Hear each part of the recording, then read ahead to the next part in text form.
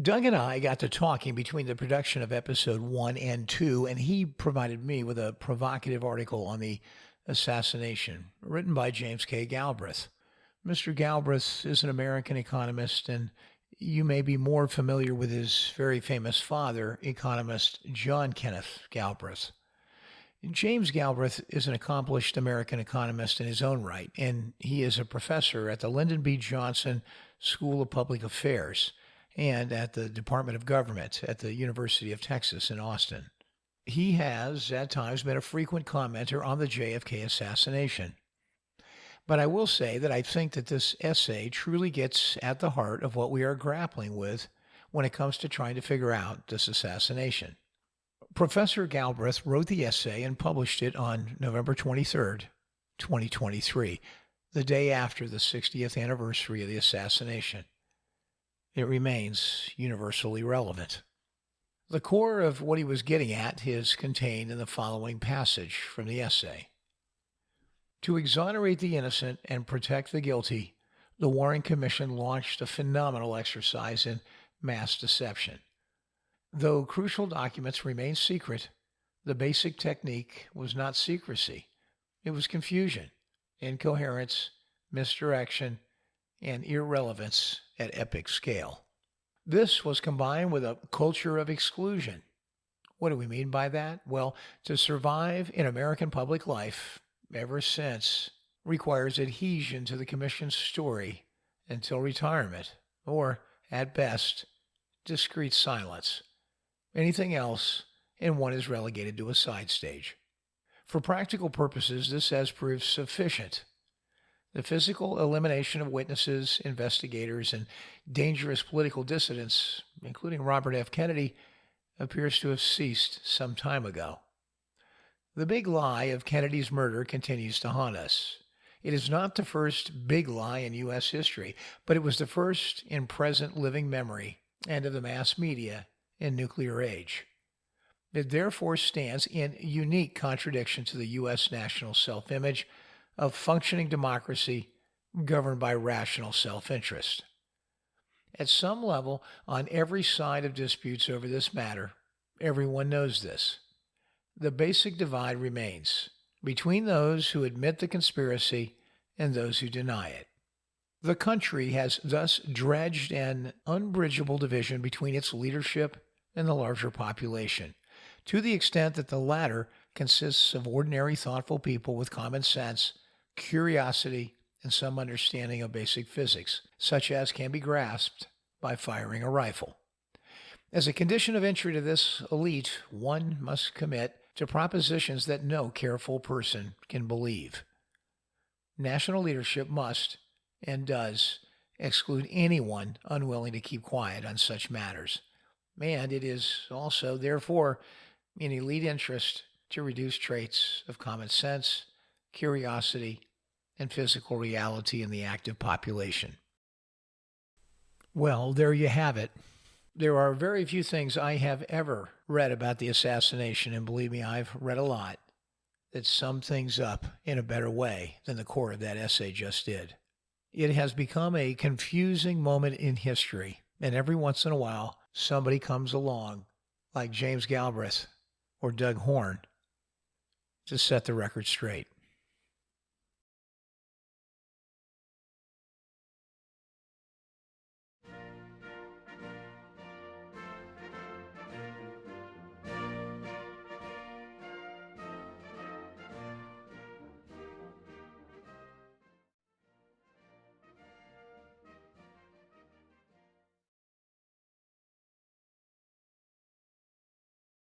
Doug Horne served on the staff of the President John F. Kennedy Assassination Records Review Board, or ARRB, for the final 3 years of its 4-year lifespan, specifically from August of 1995 through September of 1998. He was initially hired as a senior analyst on the military records team. In early 1997, he was promoted to head that very same team, serving as chief analyst for military records until the ARRB concluded its work on September 30th, 1998. During his tenure, he was responsible for securing the declassification and public release of military records related to Cuba and Vietnam policy. He worked extensively in the medical evidence arena and served as the ARRB's point man on issues related to the Zapruder film, the film of President Kennedy's assassination. Doug also served as the principal research assistant to the ARRB's General Counsel, Jeremy Gunn, in preparation for and conducting 10 depositions of participants and witnesses to JFK's autopsy. He was present at all 10 of those depositions. Doug later authored a 5-volume memoir titled Inside the Assassination Records Review Board, detailing his personal conclusions regarding the medical evidence and how the ARRB's work enhanced understanding of the assassination. He maintains a YouTube channel at Douglas Horne, JFK Assassination, and that channel features detailed presentations on his conclusions regarding the JFK medical evidence and how President Kennedy was killed. The ARRB was allowed to conduct depositions even though it was not empowered to reinvestigate the assassination or generate conclusions or findings of fact. The board chose to attempt to, and I quote, clarify the record of certain aspects of the assassination, which allowed it to conduct such depositions. This aim led them to taking depositions from 10 individuals involved in or present at President John F. Kennedy's autopsy, and later an additional joint deposition of 5 Dallas treating physicians. Doug Horne served as the principal research assistant for these depositions, and he was present at all 10 autopsy-related ones. Doug Horne's conduct while working for the ARRB is nothing short of an act of courage. He took actions to learn more in the face of stiff resistance. The ARRB was not empowered to further investigate the JFK assassination, yet it was the work of Doug Horne and Jeremy Gunn, the ARRB's general counsel, who, more than any other persons during that time frame or even before, it was their work that advanced the official understanding of the autopsy in all of its mysteries. And because it was Doug Horne who wrote a 5-volume memoir largely about the medical evidence and the context and significance of the ARRB's depositions, that his work now towers above everyone else's, including that of Jeremy Gunn, who it appears has made a conscious decision not to write about the ARRB's depositions or the JFK medical evidence. It's an honor to have Doug Horne here today on our program and to learn more about what he has begun to tell of this incredible story that is the JFK autopsy and the Zapruder film.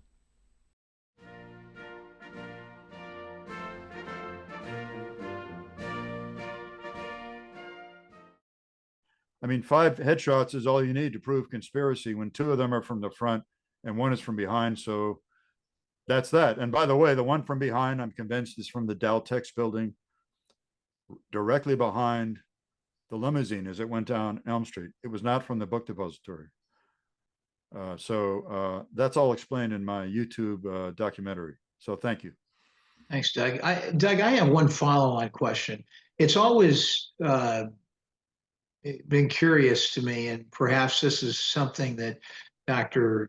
Chessers and Dr. Mantic have talked to you about, and maybe it goes to the type of bullet that perhaps has been used. There's been some speculation around particularly the use of a frangible bullet if it came from the side. How, if you think about it, I'm being very simple about this, but if you were to get hit somewhere around the right temple and it was coming in at a 90-degree angle to your head, one would presume if it was a fully metal jacketed bullet, it might have a blowout over here on this side, right? It would come straight through your head and it would go. That never happened. The discussion about it is that somehow the force of that, came out, the lower, came out over here on the lower left side. Yeah, so yeah. the lower right side. So what's the medical explanation as to how that occurred? Yeah, the medical explanation, it's a little nuanced. I don't mind nuance at all. Dr. Kemp Clark at the death press conference with Dr. Perry. This is the afternoon the president died. He called it, the skull wound, a tangential wound, which means that if you take the literal meaning of that word, it means it grazed the outside of a sphere. So if you did plane geometry and a line was laid in contact with a circle, you'd say that that line is tangential to the circle. So he implied that the headshot, where he saw the exit wound in the right rear of the head, there was no doubt about that. But he implied that the headshot was tangential, that it grazed the right side of the head and barely went in, but it sure as hell made a big blowout. Dr. Mantic views it differently. He calls this shot from the grassy knoll an oblique shot. If you want to pick an angle out of the air, roughly 45-degree angle from the right front. So it would depend on where the shooter was standing behind the fence. The stockade fence on the grassy knoll is very long, and there are many locations where shooters were said to have been. And so I look at it as the bullet entering. It did enter just about at the top of the ear, in the hair, inside the hair, and then immediately exit in the right rear of the skull. But I just view it as an oblique angle, not tangential. Yeah, and it's a function of partially of where the gunman was standing, but partially of maybe the resistance encountered by the skull as soon as it started to enter the skull. Its trajectory must have been altered just a little bit. But the important thing is, for me, is that the trajectory of that exit debris from that temporal shot, the right temporal entrance wound, the trajectory of that exit debris that came out the right rear of the head was to the left rear. So the exit debris went to the left rear, consistent with the so-called head snap in the Zapruder film, consistent with the two motorcycle cops to the left rear of the limousine, officers Hargis and Martin, being splattered with blood and brain tissue to the point where Officer Hargis thought he had been shot himself. Doctor, So that exit debris went to the left rear, which is consistent with the shot from the right front to left rear. And so that's consistent with at least the way the cops were hit. And why the exit wound wasn't in the left rear of the head, it must have had something to do with the bullet being slightly diverted when it entered the skull, and possibly where the shooter was standing. That's all. Well, Dr. Manick said, so I caught him in the hallway in Pittsburgh at Duquesne when you and I were there a year and a half ago, and asked him about this. And I got an interesting answer, and the reason I'm bringing it up is you just said, when it's the first time I've heard in your articulation now, the idea that the first shot from the rear entered lower right, and that obviously would have compromised that whole area back there. Well, what Dr. Manick said to me when I asked him this very simple question, why it might not have traversed directly across, is he said, there's more physics involved in this than you think. And what happens is you've got a body of energy inside your brain. And it's actually at that instantaneous moment looking for the easiest exit. For a weak point. Oh my God, for a weak point. Yes, sir. And he said that in fact influences where ultimately it exits the head. Where will the pressure wave exit the body? Yeah, the pressure wave from the bullet builds up and gets bigger, and it's going to exit at the weakest point. Yeah, and so interestingly enough, for you to suggest that the first shot had actually weakened that area right down there, to have the second or third shot come, headshot come from that direction would probably jive right with. It'd be interesting to see what they have said or might say about that, because it just seems so intuitive that what you just described. And Dr. Mantic is not only an MD, a radiation oncologist, but he has a PhD in physics, so he's qualified to talk about physics. And I want to make clear to the audience that this bullet that entered from behind, low in the skull, this entry wound here, you need to stop thinking Warren Commission. That bullet did not exit the skull. That's my Doug Horne conclusion. I'm very sure that I'm right. I'm very confident. What it did was it's fired from the Daltex building. The car is going down Elm Street. It's basically a straight shot from here toward the right orbit of the eye, the orbit of the right eye. So the orbit of the right eye, if you look at my presentation on YouTube about the JFK skull X-rays, you'll see a massive fracture in the orbit of the right eye of President Kennedy. It's completely broken. So that bullet, if it didn't hit the right orbit, it created a pressure wave that destroyed the right orbit of the eye and crushed the bone behind your nose called the vomer bone. So Dr. Boswell drew a sketch at the autopsy of looking into the cavity in the top of the head. And he says the vomer bone behind the nose was crushed. He says vomer crushed. And he says the globe of the right eye, he means the orbit, fractured, fracture in globe of right eye. And you can see the massive fracture in the globe of the right eye in the skull X-rays. So I don't think that bullet exited, or Boswell would have written on his diagram, exit wound in the front of the face. But there was no exit wound in the face. Everybody at Parkland said that. Jackie said in her testimony, from the front, there was nothing. So, the bullet up here is hidden by Kennedy's long hair, his bangs, and this is hidden by blood and hair near the ear. So from the front, there was nothing. She didn't see any exit wound in the face. There was no exit wound in the face, according to the Parkland doctors and Dr. Boswell in his sketch. So I asked Dr. Chester, do you think that bullet fired from behind into the skull, the first headshot, do you think that hit the right orbit? And he said, no, he didn't. He thinks that it created a pressure wave that fractured the orbit of the right eye, but it didn't actually hit the right orbit. He says if that bullet had hit the right orbit, it probably would have come out right here. There would have been an exit wound somewhere here. And he says there was no exit wound in the right eye. So he thinks that bullet was spent and stopped, but the pressure wave cracked the orbit of the right eye. And indeed, President Kennedy's right eye was noted to be divergent, looking in the wrong direction and slightly protruding at the autopsy. So that's what happens when a pressure wave cracks the orbit of your eye. And of course, that's one of these 4 large bullet fragments that's recovered from the body before 8 o'clock. Yeah, so Dennis David, one more time, Dennis David, the corpsman, says, I held 4 bullet fragments in my hand. The federal agent let me hold them. That wouldn't happen today, would it? The federal agent let me hold them. More mass than 1 bullet, less mass than 2 complete bullets. I typed a receipt for him. He took the receipt, the typewriter ribbon with him, the whole assembly with the ribbon in it, and the fragments. And then they're never introduced into the official record. So, and so if you ask me, well, where's this bullet that entered the body from the front in the throat? Well, that's why Dr. Humes discovered a massive bruise on top of the lung cavity, not a hole in the lung, not a puncture of the pleura, a massive bruise on top of the pleural dome.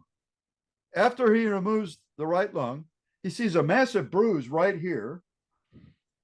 He goes to great pains to illuminate it with lights and to take the pictures. And Humes testified to that, and so did the official photographer, John Stringer.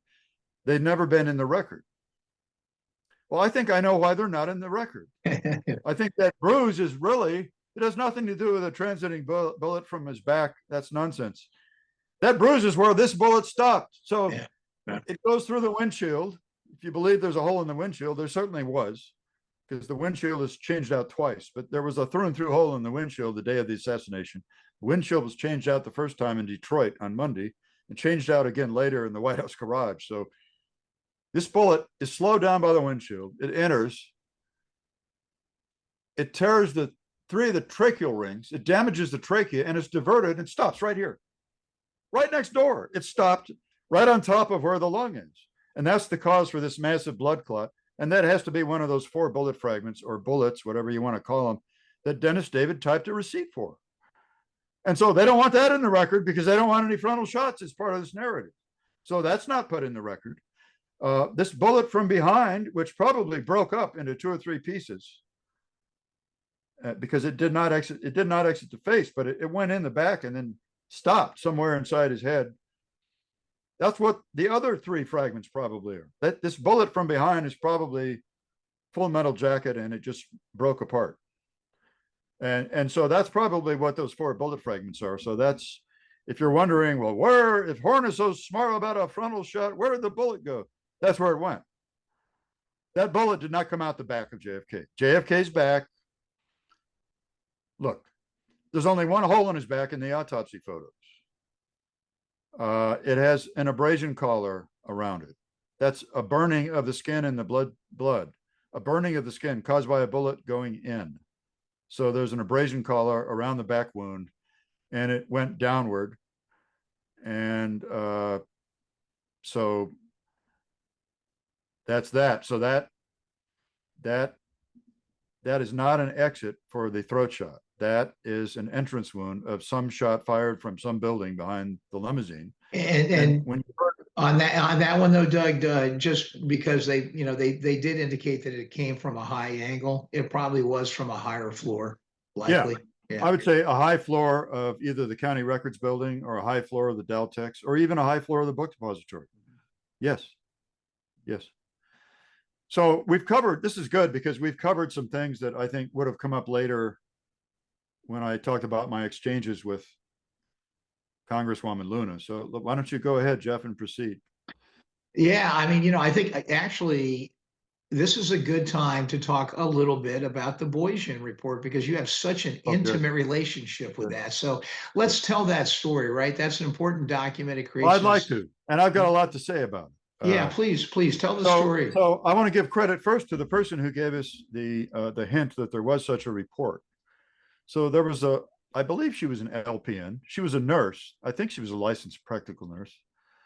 Kathleen Cunningham used to be involved in medical research on the case with Dr. Gary Aguilar. And they wrote a great paper together in 2003 called How the JFK Medical Evidence, How 5 Investigations Got It Wrong. And it's a very good article. So she was the co-author. And so she approached us and said, to the staff, and she said, there's a fellow named Boysian out there, and he was in the Marines, and he wrote a report, and it says something about a casket, and you really need to find him and talk to him. And I thought, oh wow, we really do. And so it wasn't until 1997, because of the press of events, all kinds of other depositions going on, all kinds of military record issues, that we finally were able to locate Sergeant Boysian. And so I had this phone call with him, a telephone interview, and I said, we learned about you from Kathleen Cunningham. She said she spoke to you. I'm not sure whether she got a copy of her report or not, but she spoke to you. And so, did you indeed write a report? He said, yes, I did. He said, I still have my onion skin carbon copy of it. Remember, folks, an onion skin carbon copy. If you know what that means. An original was typed, and underneath it were 4 or 5 sheets of carbons and different colors of paper. And so when you type the original, the keys would hit so hard, they would impress the keystroke on the carbon. And that's how copies were made before the age of copy machines. So anyway, he says, I have an onion skin carbon copy. He read to me the statement, the operative statement. At approximately 1835 hours, the casket arrived and was taken into the autopsy room. Something to that effect. And I said, would you please provide the document for us? We need that. We're gathering records. That's our job. And he says, no, I don't want to part with it. It's too important to me personally. He says, I'll make a photocopy of it. I'll mail you the photocopy with a letter that I will sign, and I'll authenticate it. So he did. So he authenticated the fact that it existed on the phone and authenticated that he wrote it. And that was his security detail. He also said on the phone, I don't remember much about this anymore. He said, but I stand by the report. I wrote it, and I'm going to send you an authenticated copy. So I asked him a lot of questions. What kind of casket was it? What did it look like? I wanted to know if it was a shipping casket or a heavy bronze, dark brown casket. And he says, I don't remember. It's so many years ago. I don't remember many details, but I remember that I was in charge of the detail that night.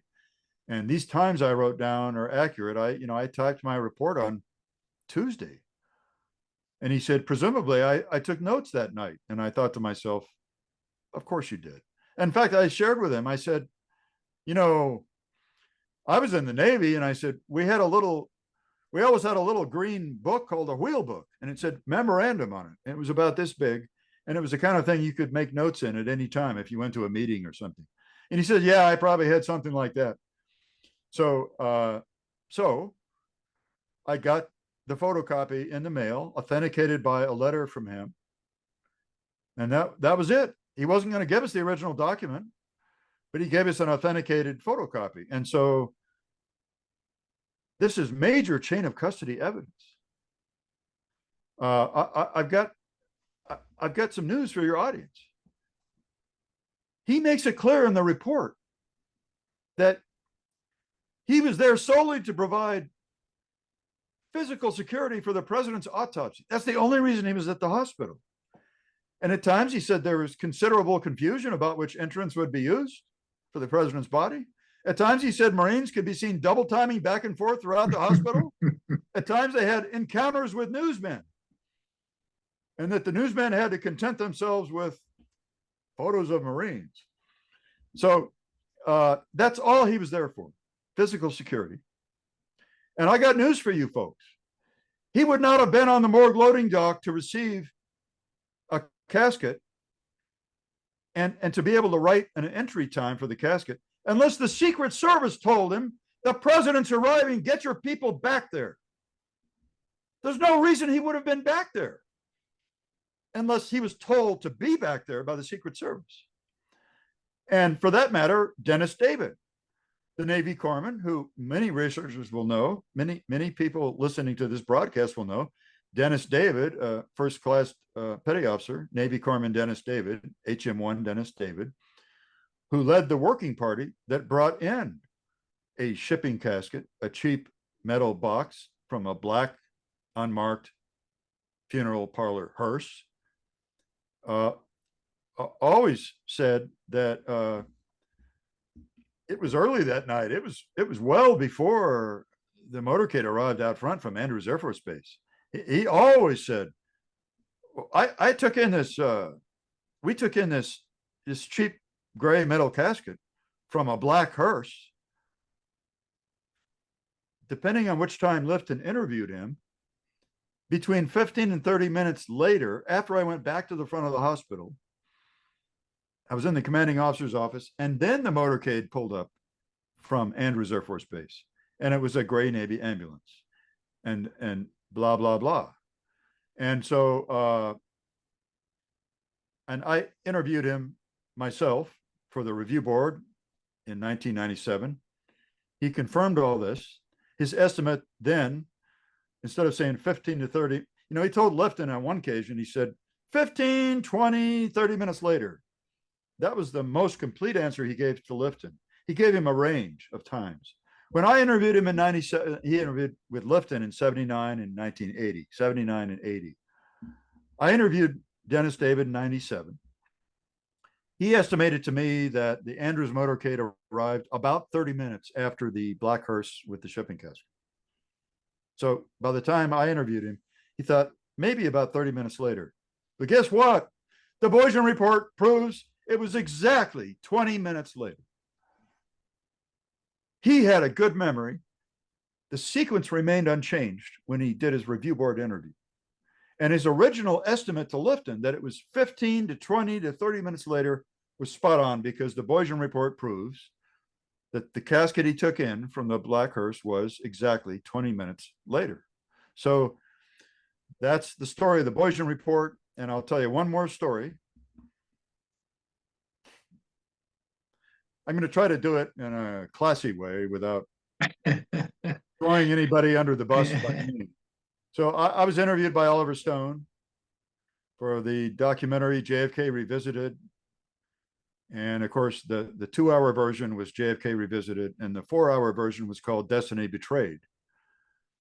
And I'll just say what everybody knows. I mean, Jim DiEugenio is Oliver Stone's guru for most of the JFK evidence. He's his guru. So Oliver Stone doesn't have the time to answer all the emails from researchers, or he doesn't know who to trust or who not to trust or who to believe, or who's a kook and who's basically correct about a lot of things. So he leans on Jim. So Jim wrote all of his questions for those interviews, and Oliver might have added a few of his own, but Jim wrote most of the questions. And so in the middle of our filming, I mean, Jim and I, at the time, we had an honest disagreement, and researchers have disagreement about evidence. They have disagreements about what is good evidence, what's the best evidence, and how do you connect the dots, and what does all the evidence mean? So this is an example of how researchers can disagree on the importance of different evidence. So in the middle of our filming, we took a break, and Oliver Stone said to me, this is a war story, but I think it's really interesting. Oliver Stone said to me, and my interview was going long, a lot longer than they thought because I had a lot to say. Oliver Stone says to me, Doug, Jim DiEugenio says you're full of shit about Bethesda. I said, excuse me? He says, what? He says, yeah, Jim says you're full of shit. What do you have to say about that? So Jim wasn't in the room. And I said, oh, really? So I wasn't real happy with that. I can't imagine why. Yeah, Jim came back in, and so we had a little discussion about it before we resumed the interview.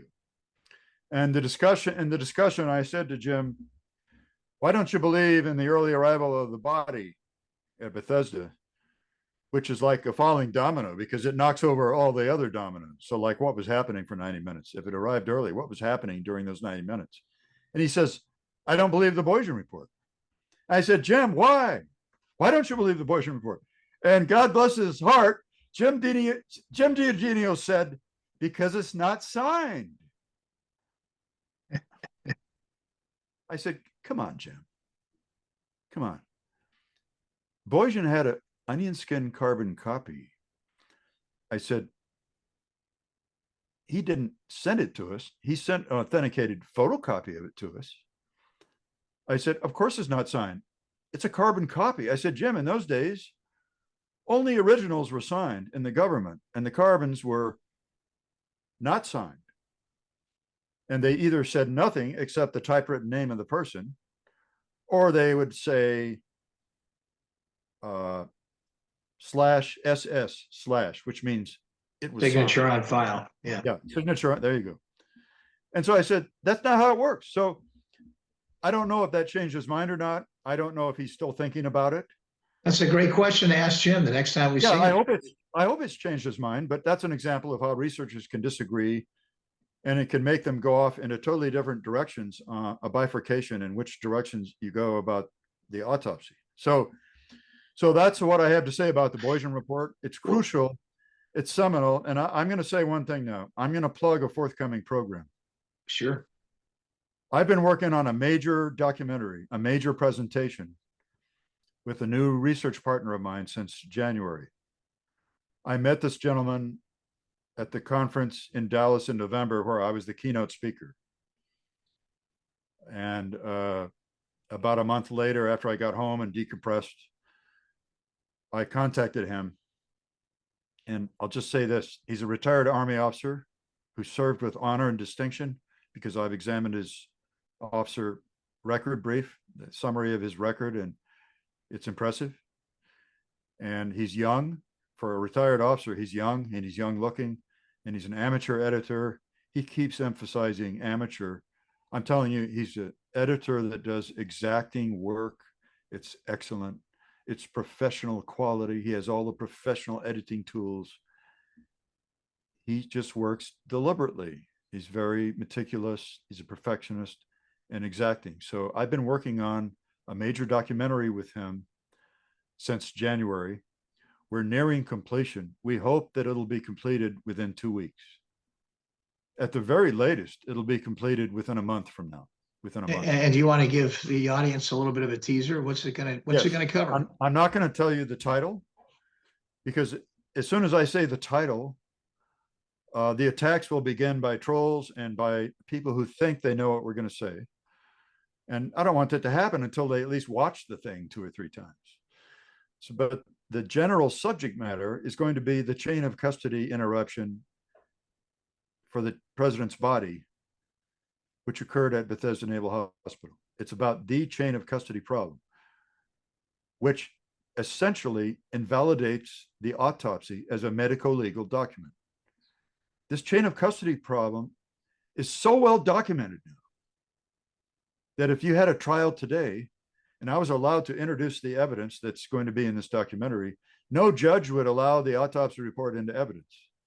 He not only wouldn't allow the brain photos into evidence, which is a totally separate issue, which I know you want to ask me about, but he wouldn't allow the autopsy report into evidence because if the chain of custody of a body is interrupted before the autopsy begins, everything is suspect.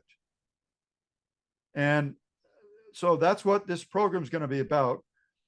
Combination of eyewitness interviews, sworn testimony at depositions, buku documents,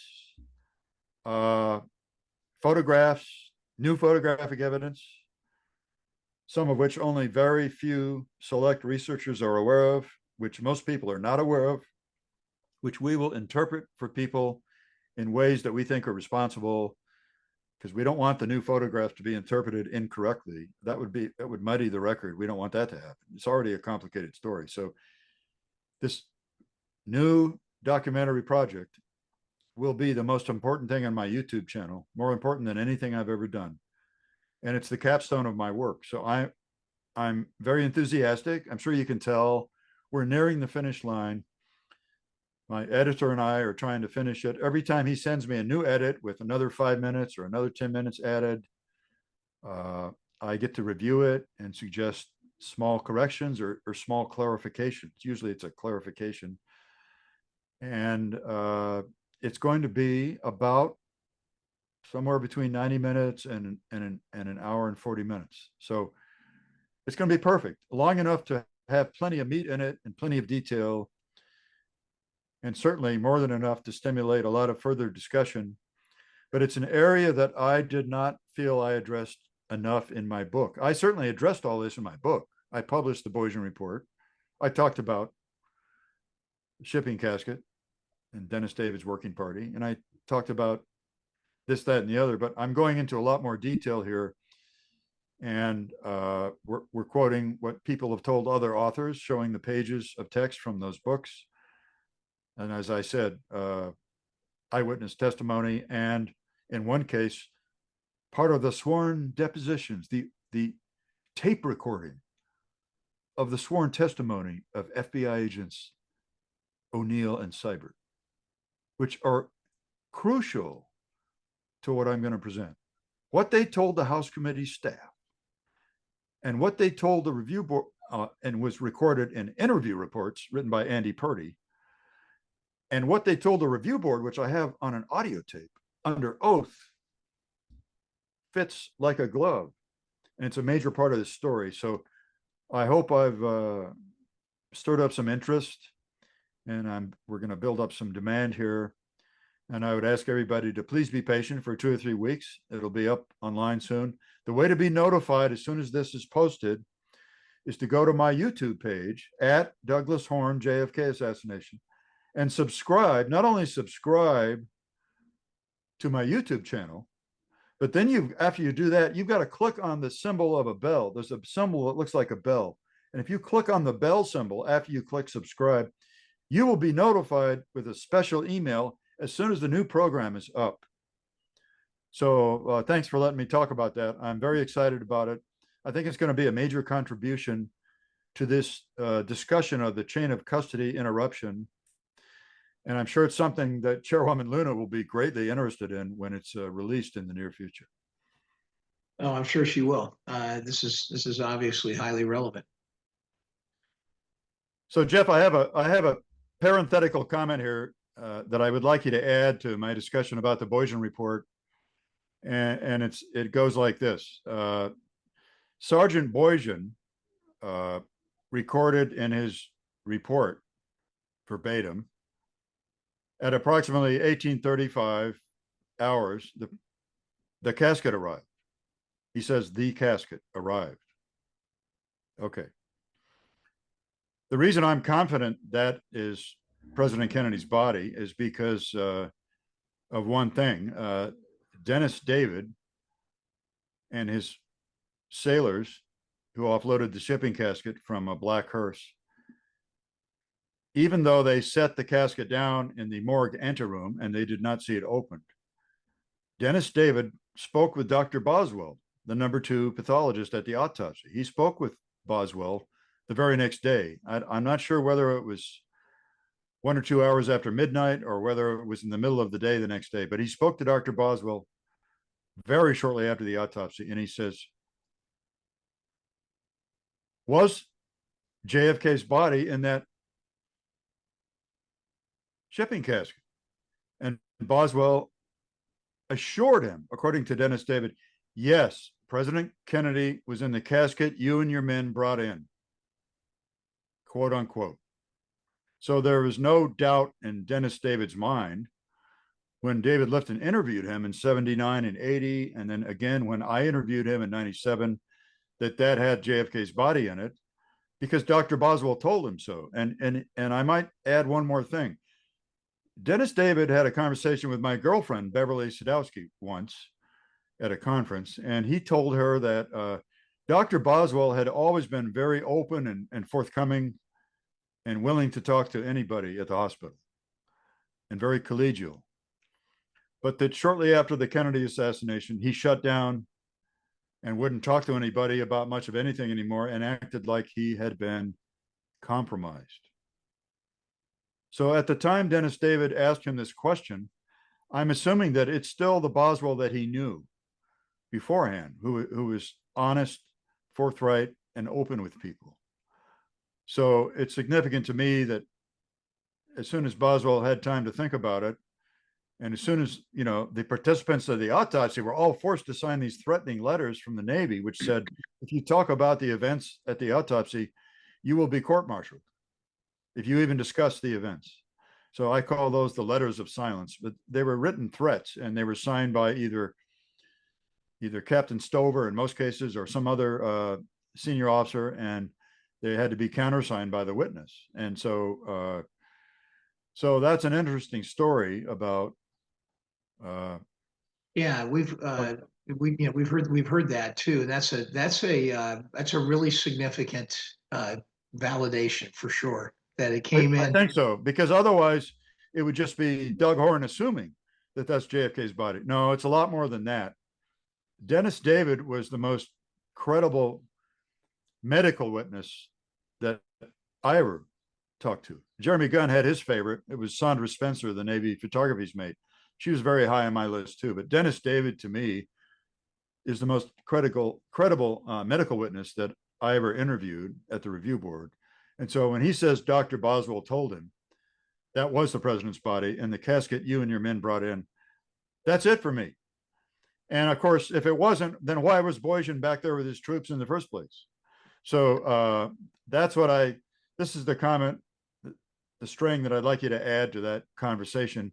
And if you'd like, you can do it at the end. So thank you. No, you're welcome. And as you know, Dennis David was interviewed by Rick Russo as well. So Rick's got some connection to him as well. Yeah. All right. Let's see. All right. Well, where are we going to go from here? Brain photos? Yeah, I think so. Because that's number 11, one of the most controversial. Do you want me to give just I'll try to keep my introduction shorter so you can go right into them. Let me do that. Let me just we'll start from here, and I'll start talking about 11, and you'll take it, and you'll take it wherever you want it. Okay, sure. From there. Okay. All right, you guys ready? All right. Doug, one of the most controversial aspects of the autopsy are photos of the head and the brain. We talked a little bit about them already in this conversation. You referenced missing photos in your testimony to the Congressional Committee. It's hard for anyone to believe that one of the most famous photos, the one that's in the collection, the one that shows the rear of the president's head, it's completely intact. It's hard to believe that photo is authentic. When you, especially after what you've described earlier in the conversation, of course, and yet, in that photo, the rear of his head is just perfect. It's perfectly intact. It begs the question that the photographs have been altered. It's been an age-old question.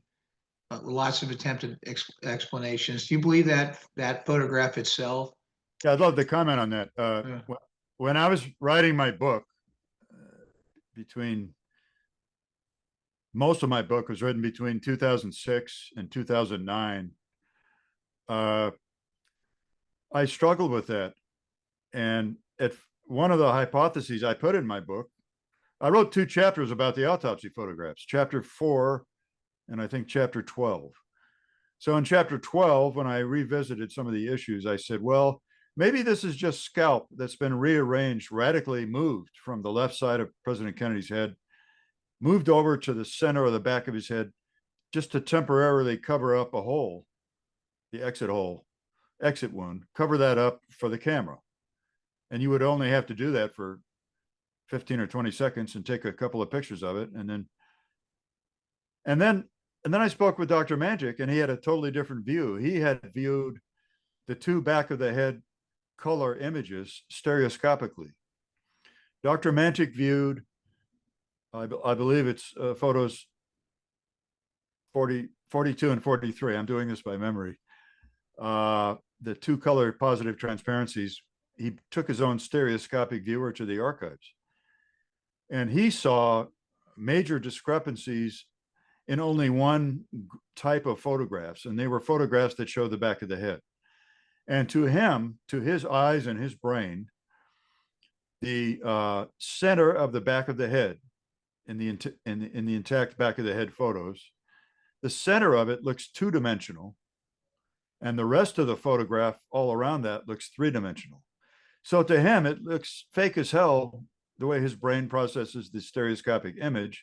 And it's the center of the image where the hair is wet and it looks like it's been combed and cleaned.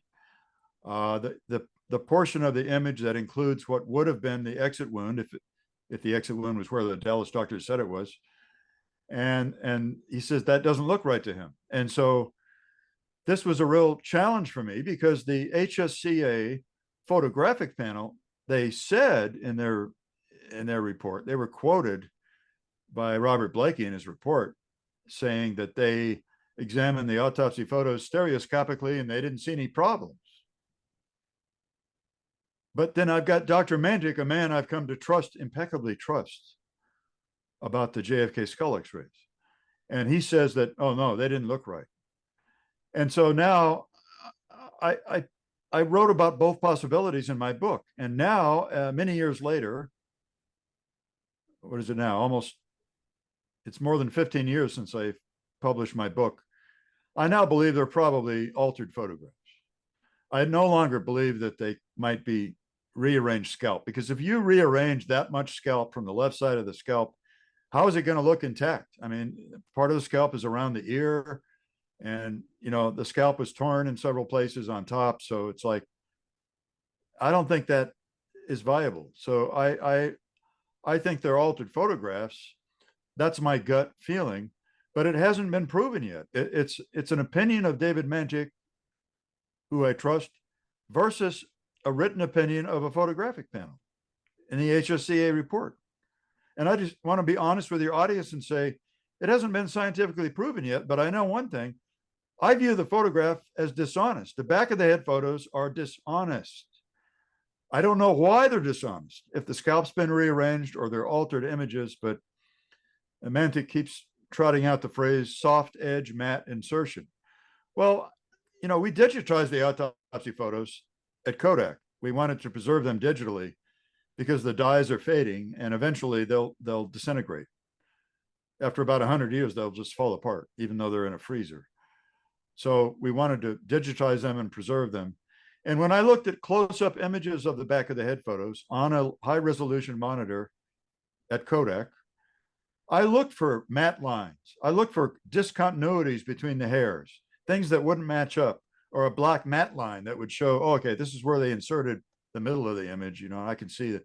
I didn't see any evidence on the monitor screen of monkeying with the image. The trouble is, I was a layman and I wasn't a photographic alteration or visual effects guy. So to me, it's an unresolved issue. And this is why I'd like to see the deed of gift lifted and let all the experts in the world, not just one team handpicked by the archives. No way that I would accept one team handpicked by the Justice Department or the archives, examining the x-rays or the autopsy photographs.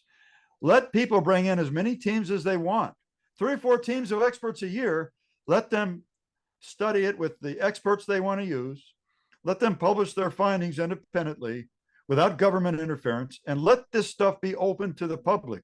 The deed of gift should be lifted, because the deed of gift imposed by the Justice Department and the Kennedy family on the autopsy photos and x-rays has been an agent of suppression, and I'm sick and tired of it. That's why this is resolved yet. Can I ask a question? You just said something that caught my ear. You just said the deed of gift that was put in place by the Justice Department and the Kennedy family. I thought the deed of gift was specifically just from the Kennedy family. Oh, no. The Justice Department is a party to that? Yeah, they engineered the whole thing. So Robert Kennedy, a senator from New York at the time, the president's brother, the grieving president's brother, asked Admiral Berkeley, who is still the military physician to the president, except now he was military physician to President Johnson. And instead of being a rear admiral, Johnson had promoted him to vice admiral. How about that? Think about that. The Surgeon General of the Navy was a rear admiral, and Johnson promoted Berkeley to vice admiral. That's pretty strange. Anyway, Robert Kennedy wrote a memo to Berkeley and said, I want the autopsy materials. They're mine. They should belong to the family. Whether it was right, wrong, or whatever, Berkeley decided to cough it all up. So he went over to a safe in the executive office building, a Secret Service safe and a Secret Service office. Might have been Robert Bauch's office, but it was under combination lock safe. And he made an inventory, which he signed and some Secret Service people signed, transferring the autopsy materials to Robert F. Kennedy. So there were 9 paragraphs in the inventory. And they included primarily the autopsy photographs, which are black and white negatives and color positive transparencies. They're all 4 by 5 inches. It included the skull x-rays, and there was a catch-all paragraph. There was a broken casket handle, which was item number 1. And paragraph 9, which is another story, was miscellaneous items, which included a stainless steel container 7 by 8 inches, which Berkeley later told the House committee contained what was left of the brain. It included a signed original autopsy report. It included memos about autopsy photograph photography and blood and tissue slides of the deceased president. So anyway, the inventory records what he turned over, and he turned it over to Evelyn Lincoln in the National Archives. But it wasn't turned over to the National Archives. It was turned over to the Kennedy family representative, Evelyn Lincoln, who had a courtesy office in the National Archives. And so they were placed under Kennedy family supervision in the archives building. But Evelyn Lincoln signed for this stuff. So then a law is passed that says all the autopsy materials must be property of the federal government. And so the Justice Department contacted, I think it was Harold Reis, R-E-I-S. I wrote about it in my book. He was forced to contact Robert F. Kennedy and/or his representative, which was Burke Marshall, the attorney Burke Marshall, and say, under law, all those materials that Berkeley gave you have to be returned to the government, all of them. And it's the law and the way. And so they had some discussions, and the Kennedy family expressed discomfort about not wanting to see lurid photographs, horrible, gory photographs in tabloid magazines or in books. And so the Justice Department said, well, we have a solution. If you donate these things to the government to the National Archives, in other words, don't give them back to the Secret Service. That's where they were when Berkeley broke them loose.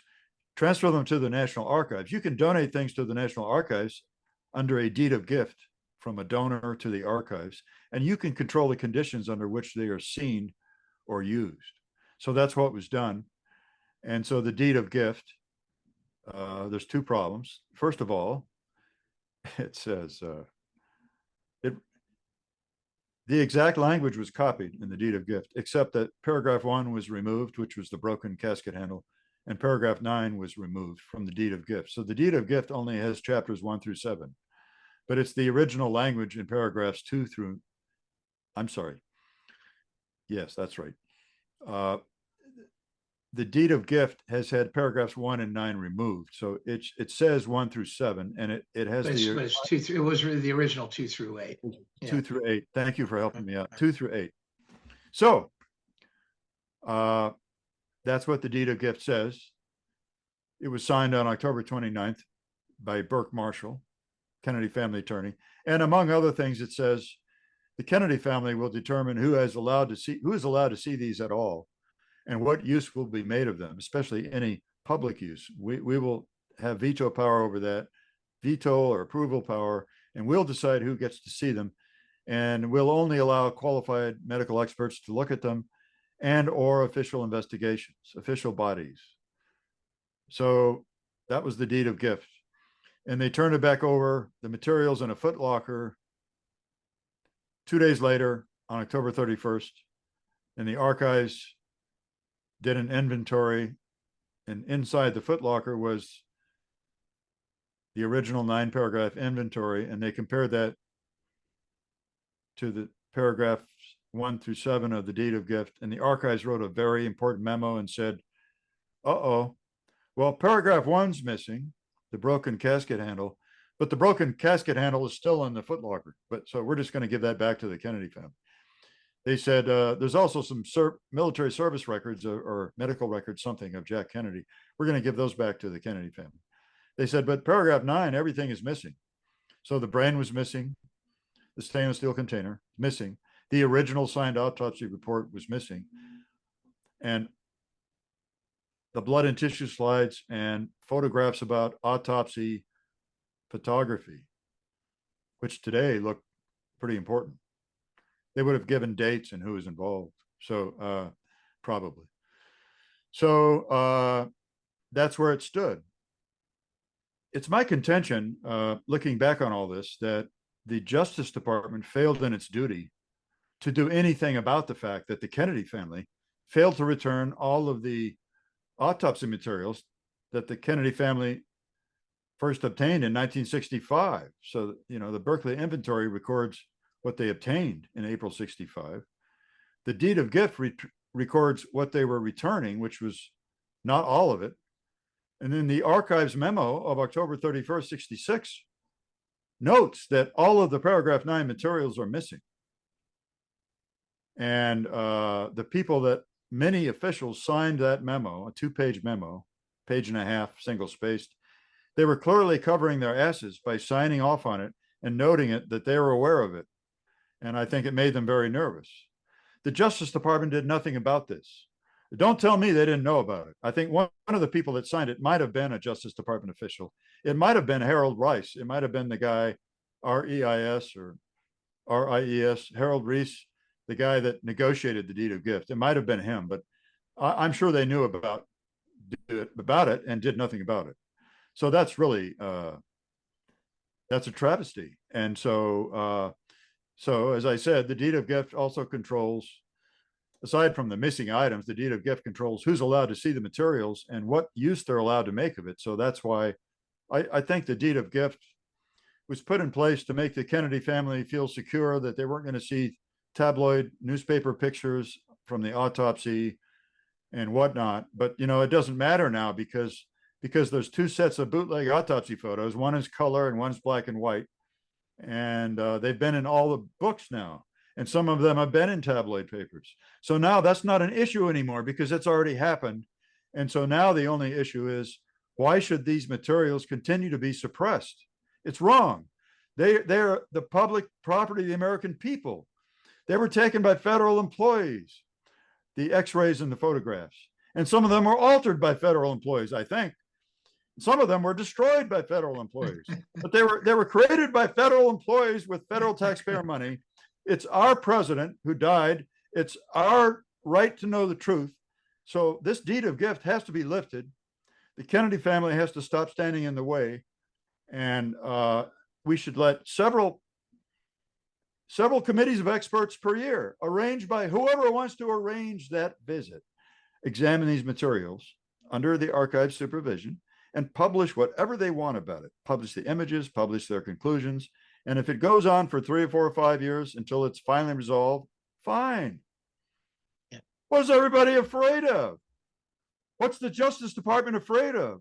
I don't think they don't want regular people that have access to these materials. They never did. And because they helped the Kennedy family write the terms of the deed of gift, I think they ghost wrote it for them.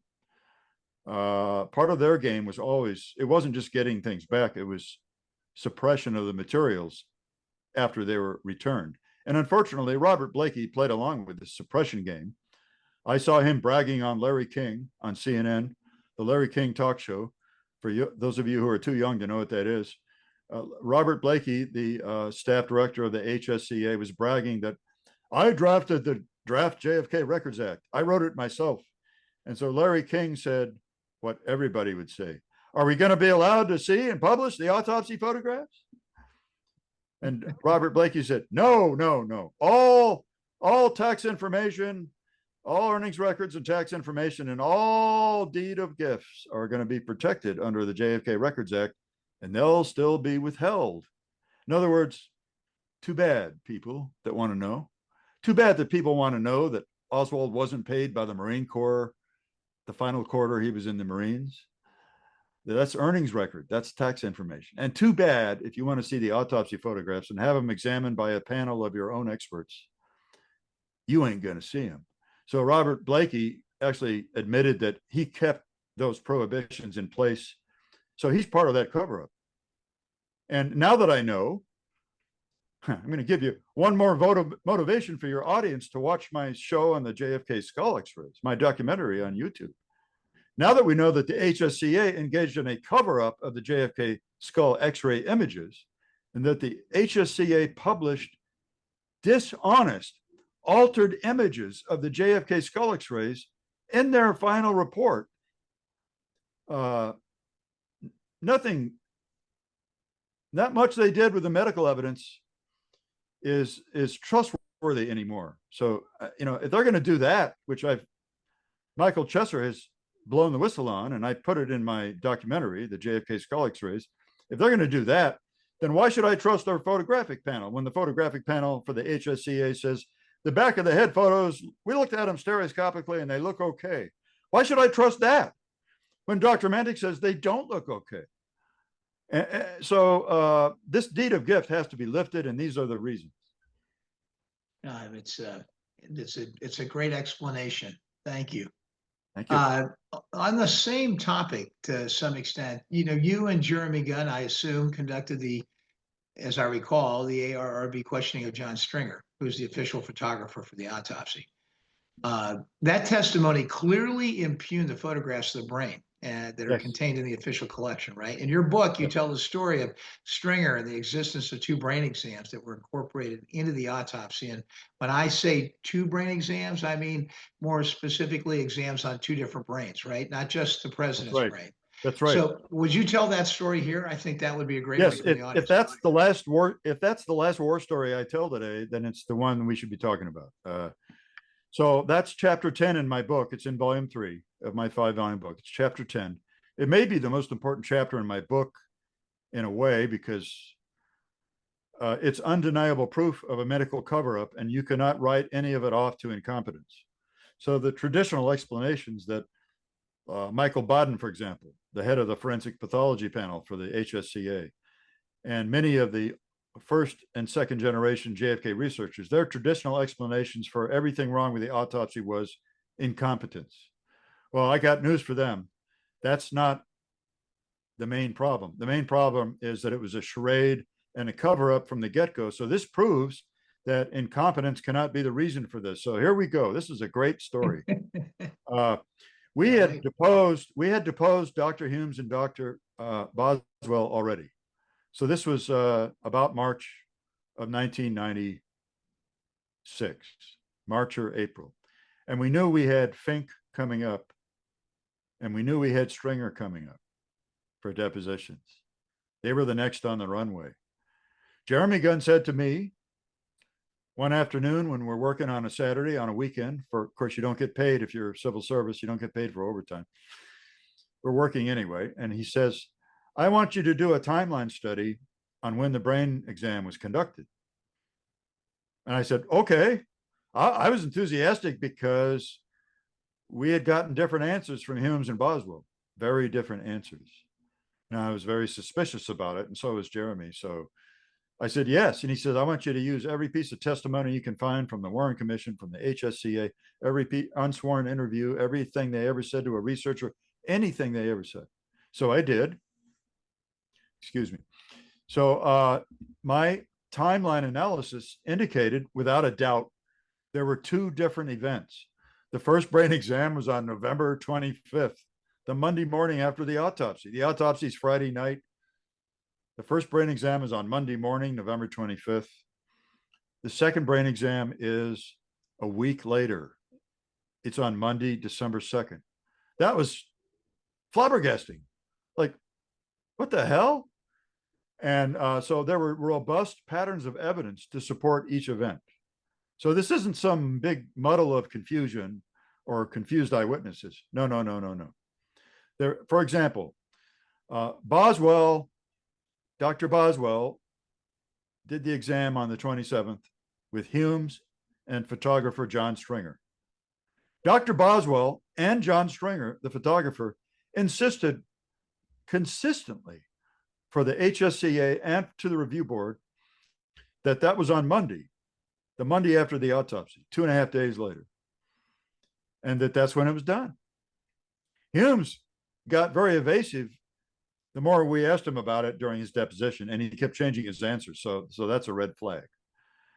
And there was a person who processed brain tissue that same date on Monday, November 25th from Bethesda, and the House committee interviewed him. So that all corroborates a Monday event for a brain exam. But there's another pattern. There's another witness who says, oh no, I processed brain tissue on Monday, December the 2nd. And that's Chief Boyers. And Chief Boyers says, well, I made all these paraffin blocks and tissue slides of brain tissue on Monday, December 2nd. And I know it was Kennedy's brain because they told me it was. He says, I didn't see them do the brain exam, but they brought me the tissue right afterwards. And so Fink talks about that exam. He wasn't invited to the first one. He was only invited to the second one. And so he says in his notes to Blumberg, his notes about the autopsy, which he gave to his commanding officer in 1965 at the request of General Blumberg at the AFIP, he says, I was called by Dr. Humes on November 29th, which is a Friday. It's a week after Kennedy's assassination. And I was told there would be an examination of the brain. And then he says, we examined the brain. He doesn't say what day they examined it. He says, I was called on the 29th. But the chief that processed the tissue, a Navy chief, says, oh no, I did all that on December 2nd. And he told the House committee that because he kept notes. He kept contemporaneous notes of when he did this. So there were definitely two events. So then the story that Fink tells in his notes to Blumberg is that, well, the brain was examined by Dr. Humes, Dr. Boswell and I, and a Navy photographer. So he doesn't name the photographer. And yet he should have known who Stringer was because Stringer photographed the whole autopsy, according to Stringer and Humes. So he never said it was Stringer. He just said a Navy photographer. So at the end of our, which I'll talk about in a minute, at the end of our deposition of John Stringer, the photographer, later that year, I said to Stringer, this is in the lobby, he's waiting for his ride. I said, you told us who was at the autopsy. You independently said it was you and Boswell and Humes on Monday, November 25th. I said, we didn't specifically ask you. We forgot to ask you, was Dr. Fink there? And he looked at me and smiled. His eyes, literally, they twinkled. His eyes twinkled. He had a little smile on his face. And this was at the end of a very stressful deposition for him, which was very stressful in many ways. And he had relaxed with me because he wasn't under oath anymore. He wasn't on record. He was waiting for his ride to pick him up. He says, I don't think they wanted him there. He said, he caused too much trouble at the autopsy. And so, yes, he confirmed he wasn't there. And he told me why. He caused too much trouble at the autopsy. And that goes back to my earlier conclusions that Fink arrived, if you believe what Fink told Blumberg in his notes and what he told the Shaw trial, if you believe that, he arrived late at 8:30 after the autopsy was well underway. And so then he would not have been part of any, if you believe those times, he would not have been, wouldn't have been a part of any in briefing Humes and Boswell got or any shenanigans. So we questioned Mr. Stringer extensively about what type of film he used for all of his autopsy photographs, both of the body and of the brain. And we focused mostly on his photographs of the brain because Jeremy had reasons to believe that the brain imaged in the National Archives in the autopsy collection, he had reasons to believe, reasons of his own, that the pattern, this was a conclusion, a tentative conclusion he had come to, that the pattern of damage he saw in that brain did not match the pattern of damage described by Dr. Humes in the supplemental autopsy report. So the supplemental autopsy report is a page and a half long. It's not part of the autopsy report proper. It was written, typed about 3 days later, and Jeremy thought it had a different description of damage in the written words than he sees in the photographs. That's why he wanted me to do a timeline. So we asked Stringer in great detail, what type of film did you use? He said, he says, if I took black and white film, I would have used Kodak Panchromatic X. Or he said, no, Kodak Portrait Pan film. Kodak Portrait Pan film was 4x5 inch black and white negatives. And he would have used duplex holders. A duplex holder only holds 2 sheets of film, and the film is very thick, and they're not numbered. Okay. So then I said, Jeremy said to Stringer, so what type of color film did you use? And he says, oh, Ektachrome E3, color positive transparency. So there's no color negatives. They're color positive transparencies, and they're 4x5 inch, and they're in duplex holders, and they're not numbered either. Okay. So after lunch, we show Stringer the photographs of the brain, and he's looking at the black and white negatives, and everything about them is wrong. They're not on Kodak film. He said, if I had shot black and white, I think I did, I'm not sure. He said, I would have used Kodak Portrait Pan. He said, the brand name on this film, he's looking at the edge print, you know. He said, this is Ansco. This is a brand called Ansco, ANSCO. He said, it's not Kodak. And Jeremy says, well, did you ever use Ansco film? He said, yeah, sometimes, but not that night.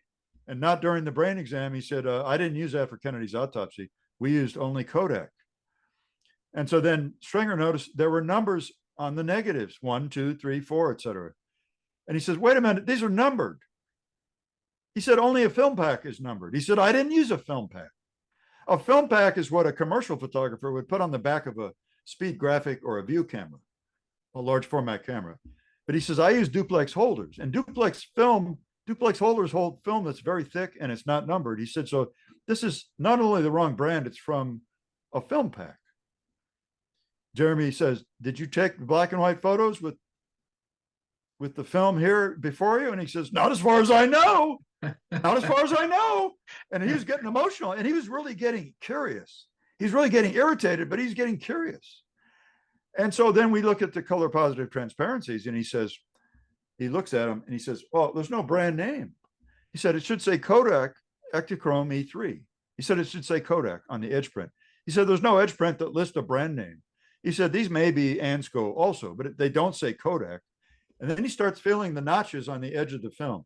He says, oh, we have notches on film that we can feel in the dark room when the red light is on, so we don't have to turn on the white lights and ruin the film. And he said, these notches are not Ektachrome E3 film notches. These are different kinds of notches. And Jeremy, are you sure? He said, yes, I'm absolutely sure. So he impugned the type of film the color brain photos are on and the black and white. Plus, he said, you know, these are superior views of the brain. They're views of the top of the brain, the intact, sort of intact, semi-intact brain. he says half of the views are of the bottom of the brain. Half of these brain photos, there's 14 of them. 7 of them are basilar views of the brain, of the underside of the brain.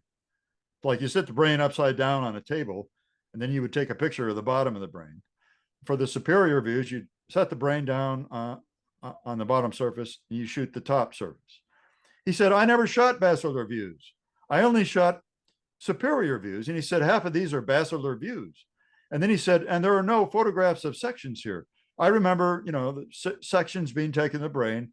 And so Jeremy questioned him about serial sections, coronal sections.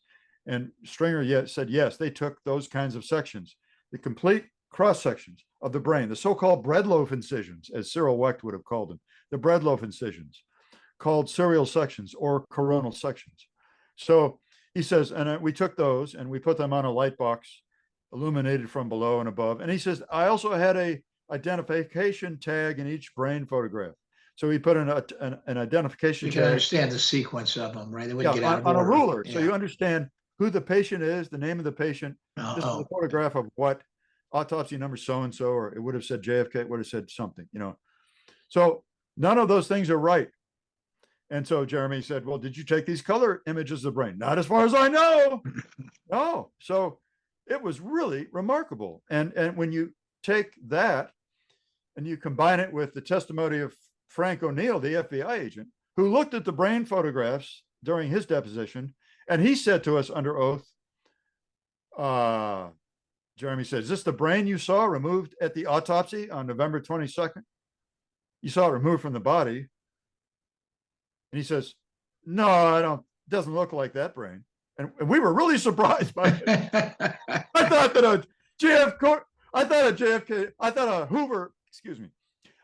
a J. Edgar Hoover loyalist would say anything necessary to support the integrity of the brain photographs. Yeah. No, he said, no, that doesn't look anything like the brain that I saw that night. He says, there's too much here. He kept saying it's too large. Well, what he meant was there's too much mass present. Mass. He kept saying it's too large. And then he said, more than half of the brain was missing. And he said, this looks like a complete brain, doesn't it?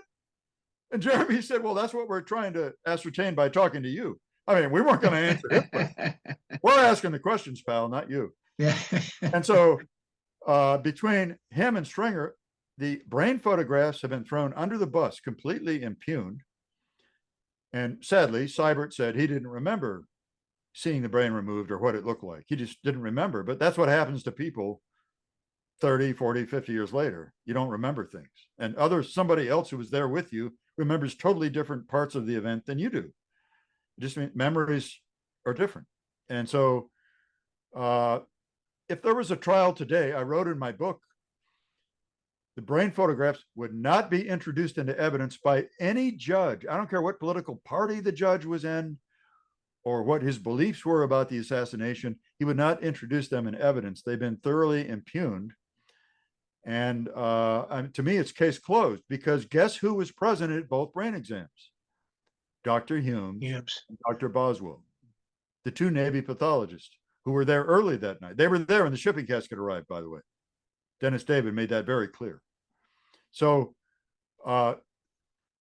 they arranged both of them. They were present at both of them. So incompetence has nothing to do with this. So therefore, they're involved in a massive cover-up, and it's unavoidable now. And I have to say that because it's true. They might have been given an excuse for the cover-up.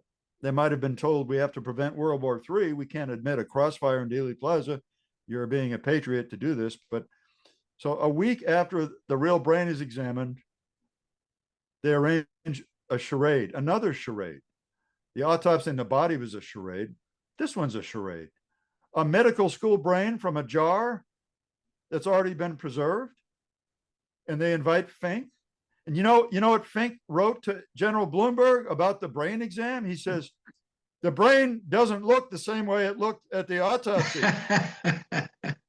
So I interpret this as a fixation artifact. So there's a guy that's covering his ass in case this blows up in their face, but he's not going to blow the whistle on it and report it to the Department of Justice either. He's covering his ass in case this charade gets discovered. Yeah, He knew it was a different brain, or he wouldn't have written that in his notes. And of course, he also writes that the brain weighs 1,500 grams, which is impossible. So the normal average male brain of somebody who's 46 years old is way under 1,500 grams. It's 1,300 and something grams. And so McClellan at Parkland, Dr. McClellan says at least a third of Kennedy's brain was missing when I looked into the wound after he died. And Frank O'Neill says more than half of the brain was missing. So therefore, Fink is parroting an absurd statement without questioning it. And I suspect he didn't even see it weighed. I don't know. So there's tissue. The audience needs to understand there's tissue damage to this brain. It's in the top of the brain, but the cerebellum is intact. The right cerebellum and the left cerebellum in the lower back of the head is completely intact. And it's the right cerebellum that was largely blown out, macerated, shredded, and falling out onto the treatment cart in Parkland as they tried to save Kennedy's life for a few minutes. So therefore, the brain photographs don't match in any way. And that's just one heck of a story, and I'm glad I've been able to talk about it. You have.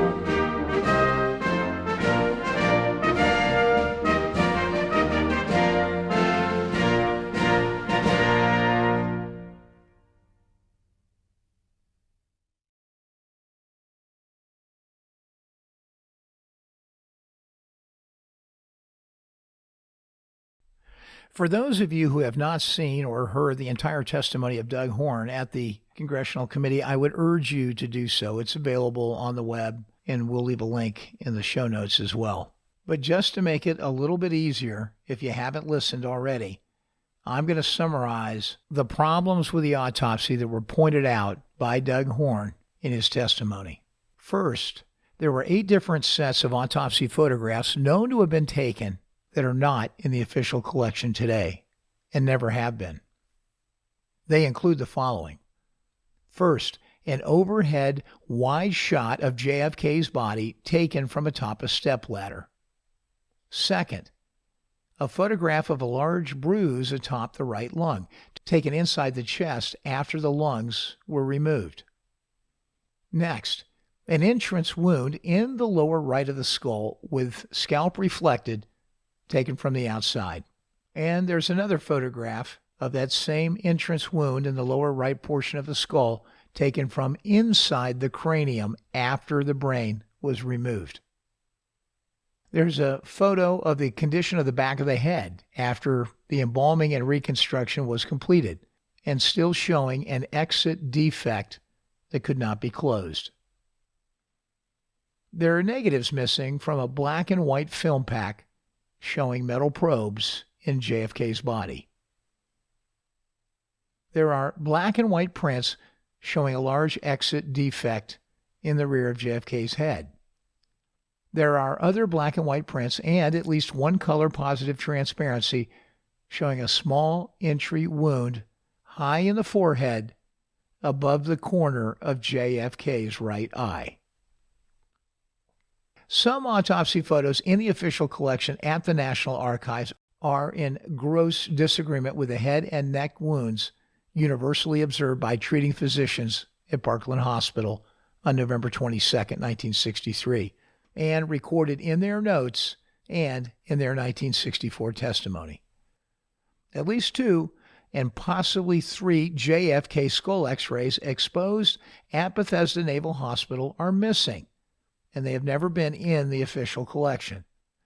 These missing x-rays were purportedly oblique views of the back of the head, shot at an angle which would have clearly imaged the large exit defect in the right rear of the head.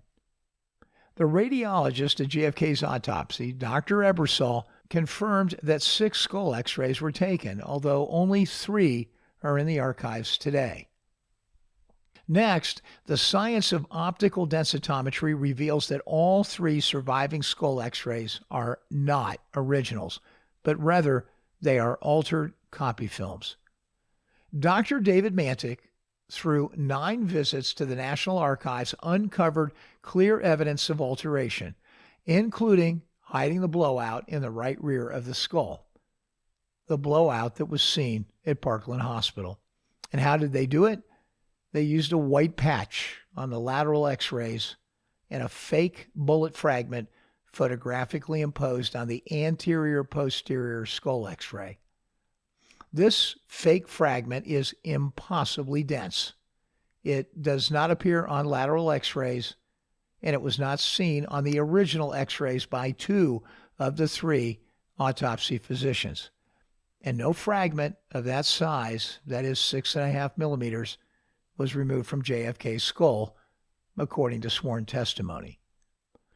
2 qualified medical doctors, Dr. David W. Mantic and Dr. Michael Chesser, who accessed the autopsy materials, agree that the extant JFK skull x-rays reveal unambiguous evidence of 2 headshots fired from in front of the president. That's right, fired from in front of the president. And that is contrary to the Warren Commission and HSCA findings. The x-rays actually reveal a total of 3 headshots, 1 from behind and 2 from the front. Dr. Chesser located the 2 frontal entry wounds on the lateral skull x-rays. Next, we'll talk about the Harper fragment. The Harper fragment was a portion of a skull bone, a crucial item of evidence that has been missing since late 1963. If you want to learn more about that, find my episode on it at JFK, The Enduring Secret. Next, there were bullet fragments known to have been removed from President Kennedy's body at Bethesda Naval Hospital that were never placed into the official record, and they are still missing today. Next, the remains of President Kennedy's brain are still missing today. The brain, following its examination, was placed into a stainless steel container in 1963, and that container, along with an original signed autopsy report, was transferred to Senator Robert F. Kennedy in April of 1965.